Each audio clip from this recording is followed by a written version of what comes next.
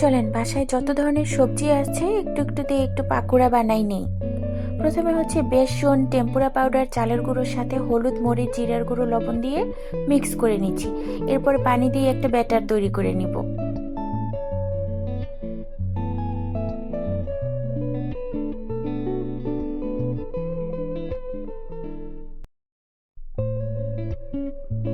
যেহেতু আদা রসুন বাটা ইউজ করতেছি না, তাই একটু পাঁচফোড়ন দিয়ে দিলাম।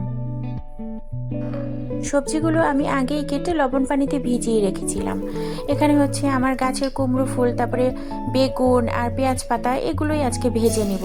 আর লাস্টে পেঁয়াজ পাতার সাথে যে একটা পেঁয়াজ থাকে ওটাও চাকচাক করে কেটে আমি ভেজে নিব।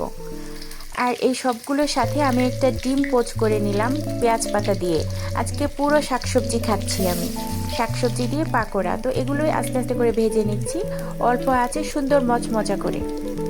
গরম গরম ভাতের সাথে এগুলো খেতে কিন্তু ভালোই লাগে, আমার কাছে তো খুবই মজা লাগলো, যদিও আমি আজকে ফার্স্ট টাইম ট্রাই করলাম।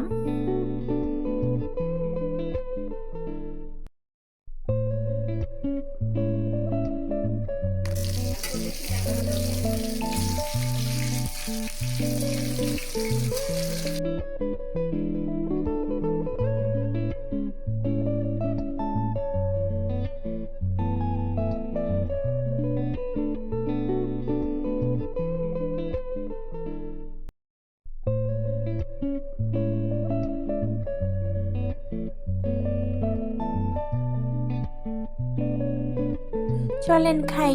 আমি তো খাচ্ছি, আপনারাও শীতের দিনে একবার ট্রাই করতে পারেন, আশা করি ভালোই লাগবে।